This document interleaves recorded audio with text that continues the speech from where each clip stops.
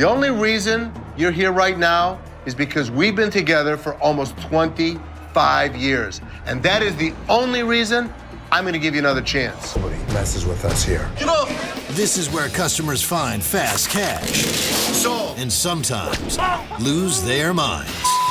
Call the cops! You won't believe Oh my God! what's in store. My kid could have got killed! Hardcore Pawn ended over something more sad and complicated than a drop in ratings. When it premiered in 2010, no one expected a pawn shop on 8 Mile Road to explode into a hit. But it did, pulling millions of viewers every week. Then, in 2015, it was suddenly gone, despite strong ratings. So what really happened behind the scenes? Why would truTV cancel a cash cow? Here's the truth. Join us as we expose the truth no one told you about Hardcore Pawn's shocking end. The ratings powerhouse that couldn't be stopped.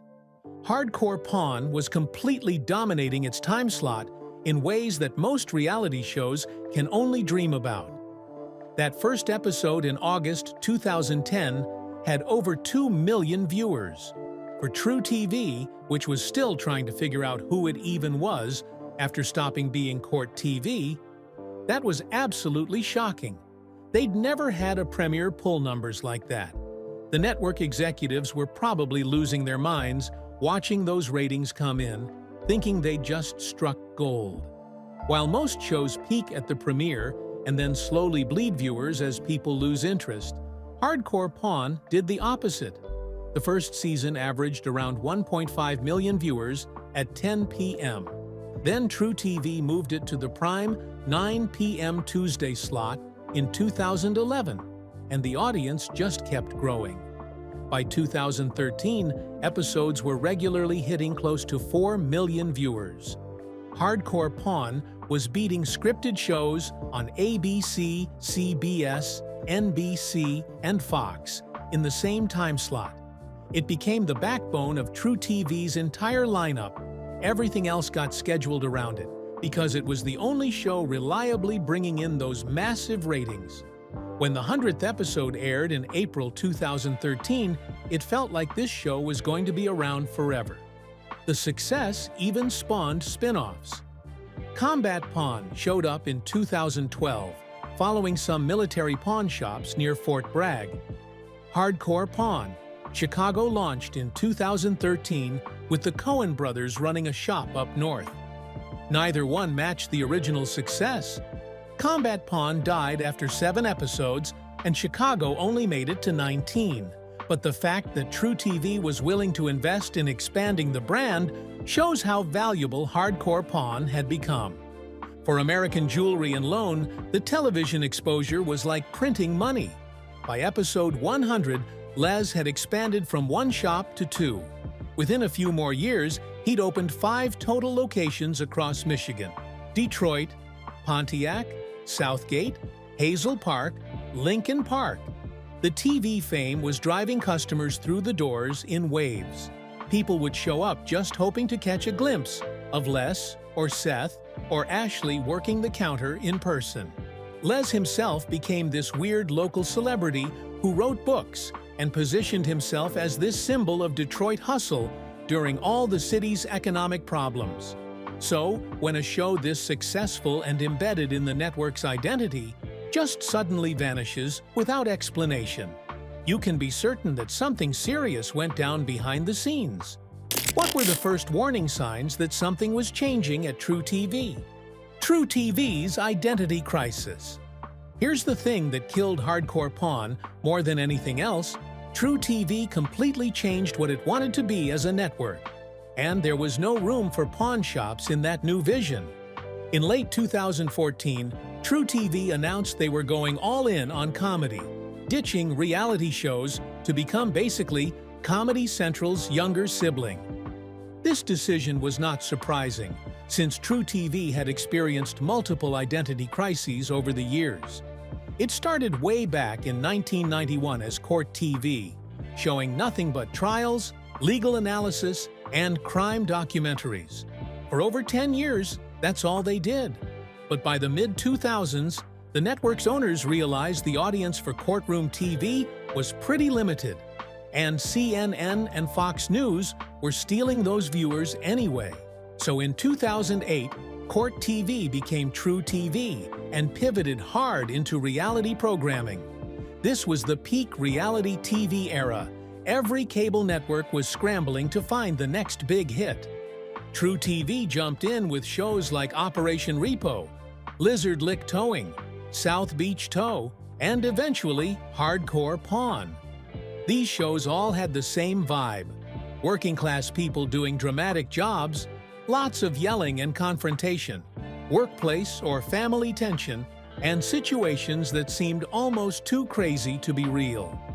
Which, according to critics, they sometimes weren't. Hardcore Pawn fit perfectly into what truTV was doing at that time. The show gave them exactly what they wanted. But by 2013 and 2014, the reality TV bubble was starting to deflate. Audiences were getting tired of the same confrontational formula that had dominated cable for years.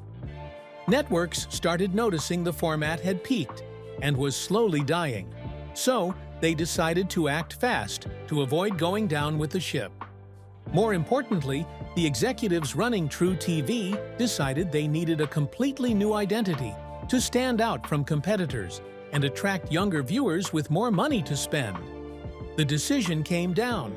truTV was becoming a comedy network, not just adding some comedy shows, completely transforming into a comedy destination with both scripted and unscripted programs. This wasn't a minor tweak. This was burning down the old truTV and building something totally different in its place. The new direction meant shows like Impractical Jokers, where comedians prank each other and random people, and eventually scripted stuff like At Home with Amy Sedaris. The whole network wanted to be fun, weird, surprising, and most importantly, funny. They wanted people laughing, not watching angry customers scream about pawned jewelry. And that's where Hardcore Pawn became a problem. The show had a lot of things: dramatic, intense, sometimes heartwarming, always entertaining, but it wasn't comedy. Fans didn't tune in to laugh. That wasn't the vibe truTV wanted anymore. During Season 9, truTV made the decision not to order additional episodes because Hardcore Pawn did not relate properly to other programs in the network's schedule. That corporate speak translates to, "This show is about pawn shops and family drama, and we're trying to be a comedy channel now, so it has to go." Production was halted in 2014, though some episodes continued to air into 2015 as the network burned off the remaining inventory. Interestingly, truTV never formally announced that Hardcore Pawn was canceled. There was no press release or acknowledgement that one of the network's most successful shows was ending. The network simply stopped ordering episodes and stopped promoting the show, leaving fans to figure out on their own that Hardcore Pawn wasn't coming back. This kind of silent cancellation is common when networks are trying to move away from old programming without drawing attention to what they're abandoning. No other network showed interest in picking up Hardcore Pawn after truTV dropped it. The show was so closely identified with truTV's brand during the reality era that other networks saw it as damaged goods, a show that represented exactly the kind of programming they were also trying to move away from. Even History Channel, home to Hardcore Pawn's biggest competitor, Pawn Stars, didn't bite. But the network rebranding wasn't the only problem Hardcore Pawn faced. What about the scandals that had been building behind the scenes? The employee thefts that kept making headlines? The theft scandals. Beyond the network's identity crisis, Hardcore Pawn faced another serious problem that made continuing production increasingly complicated. A string of high-profile employee theft scandals that played out on camera and raised uncomfortable questions about whether American Jewelry and Loan was as trustworthy as it claimed to be. The most dramatic scandal involved Joe, the shop's head of security. In the Season 6 finale, cameras caught Joe stealing scrap gold from the shop. Security footage showed him pocketing pieces and walking out with them, thinking he'd gotten away with it. The revelation was devastating for Les, who had trusted Joe with one of the most important roles in the shop, protecting the merchandise and the cash. Finding out that his head of security was the thief was a massive betrayal that played out in front of the cameras. Joe was arrested and fired, and Byron was promoted to become the new head of security. But Joe wasn't the only employee caught stealing. During Season 4, a jewelry counter employee named Teresa was caught taking items from storage and trying to sell them online. Ashley had hired Teresa, and the betrayal hit her particularly hard. After the confrontation between Ashley and Teresa was captured on camera, Teresa was fired on the spot. The fact that two major theft incidents happened within just a few seasons raised questions about American jewelry and loans hiring and oversight practices. Perhaps most heartbreaking for Les was the case of Christina, a window clerk who had worked for the shop for 7 years. In Season 8, Christina was caught pawning fake items under her name and pocketing the money. Security footage revealed she'd been running the scam for about a year and had stolen over $1,000 from the business. Les was devastated, saying on camera, "Christina has worked for me for 7 years. I hired her, I trained her, I even treated her like family. And this is how I get paid back? Can't trust anybody, can you?" That statement captured the toll these theft scandals were taking on Les and the family. American Jewelry and Loan positioned itself as a community resource, a place where working-class Detroit residents could get fair deals and honest service from people who understood their struggles. The repeated employee thefts undermined that image, making the shop look either incompetent at vetting employees or exploitative in ways that drove workers to steal. The thefts also created production challenges. Every time a theft was discovered, it became a major storyline that had to be addressed on the show. But dwelling too much on security failures and employee betrayals made American Jewelry and Loan look bad, potentially driving away customers who were already skeptical about pawn shops. Finding the right balance between dramatic television and protecting the business's reputation became increasingly difficult. Critics and viewers also began questioning whether some of the thefts might have been staged or exaggerated for dramatic effect, a criticism that plagued many truTV reality shows during this era. While there's no evidence the thefts were faked, the mere fact that the question kept coming up damaged both the show's credibility and American Jewelry and Loan's reputation. The theft scandals were embarrassing, but an even bigger problem was developing within the Gold family itself. What happened when Ashley decided she was done with the family business? Breaking up the family dynamic. If Les Gold was the patriarch and Seth was the business brain, Ashley Gold Broad was the heart of Hardcore Pawn's family drama. Her constant clashes with brother Seth provided much of the show's interpersonal conflict, and her role as head of the jewelry department gave her significant storylines independent of the family feuding. But sometime around 2015, as the show was ending, Ashley made the decision to leave American Jewelry and Loan entirely and strike out on her own. Ashley had been involved in the family business since she was 7 years old, when she wrote her first loan under her father's supervision. She earned a bachelor's degree in business administration from Michigan State University and obtained a diamond certification from the Gemological Institute of America, making her genuinely qualified to run the jewelry department.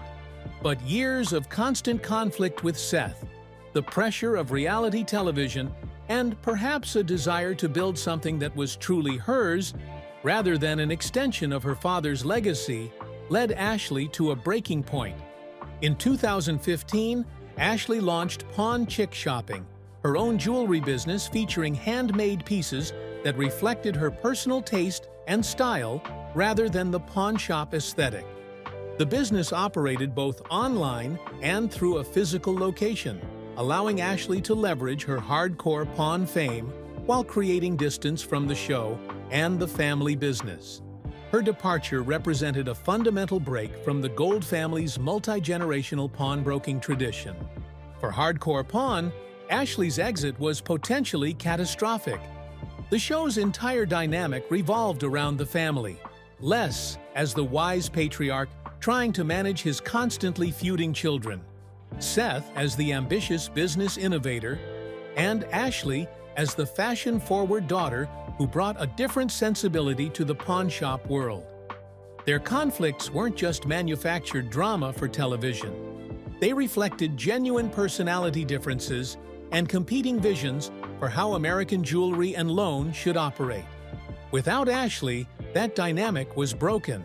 It's impossible to do a show about family conflict when a third of the family is gone.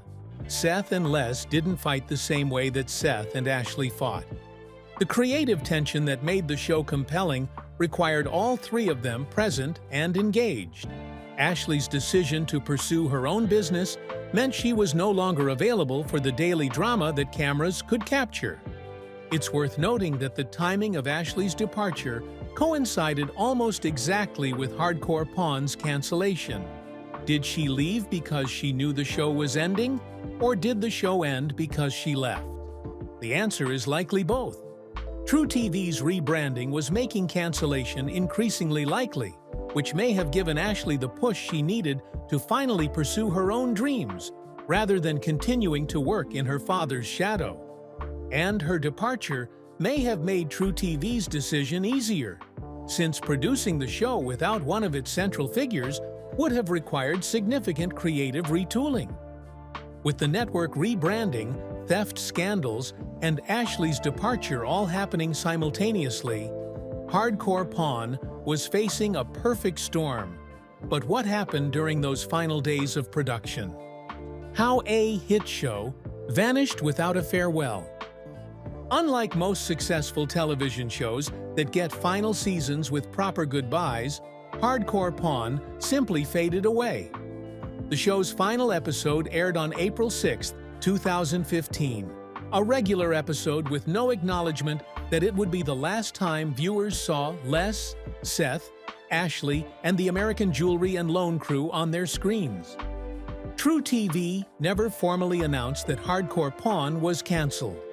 The network issued no press release, gave no statement to entertainment media, and didn't even update the show's page on the truTV website to say it was no longer in production.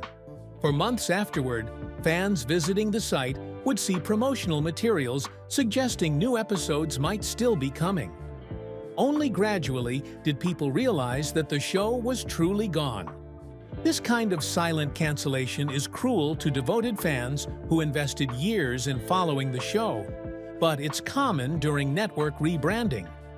truTV didn't want to draw attention to the fact that it was abandoning the reality programming that had defined the network for years. Officially canceling Hardcore Pawn with a press release would have invited questions about what truTV was becoming and whether the rebrand was worth sacrificing successful shows. Better to let shows quietly disappear and hope audiences didn't notice. Production had actually halted back in 2014, even though episodes continued airing into 2015.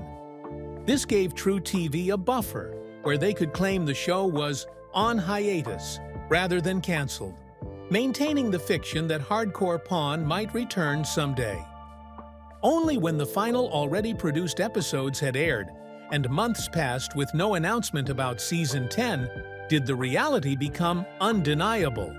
The Gold family themselves were notably quiet about the cancellation in the immediate aftermath. No tearful goodbye posts on social media. No statements thanking fans for their support. No tell-all interviews explaining what happened.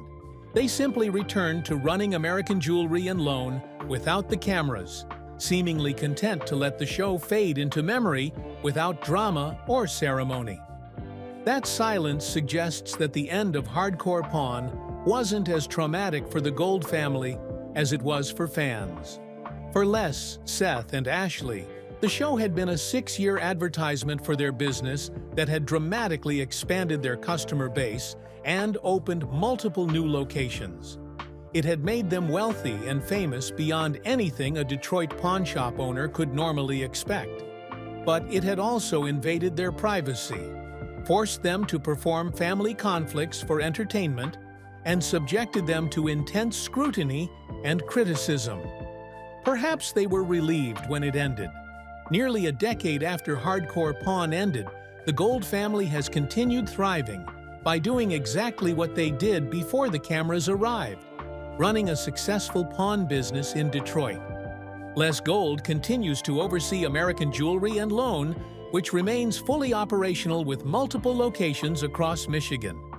Now, in his mid-70s, Les has stepped back somewhat from the day-to-day grind of working the counter, but he remains the owner and public face of the business. He's become a respected figure in Detroit's business community, speaking at entrepreneurship events and leadership conferences about his journey from a kid making his first sale in his grandfather's pawn shop to building a multi-location empire. The pawn shop itself has become something of a tourist attraction thanks to Hardcore Pawn's legacy. Fans of the show still visit American Jewelry and Loan, hoping to catch a glimpse of Les, Seth, or Ashley, and the store plays up its television history with memorabilia and photos from the show. The business has embraced modern technology, expanding its online presence and offering services that go beyond traditional pawning. The television fame may have ended, but the free advertising it provided continues benefiting the business years later. As for whether Hardcore Pawn could ever return, probably not.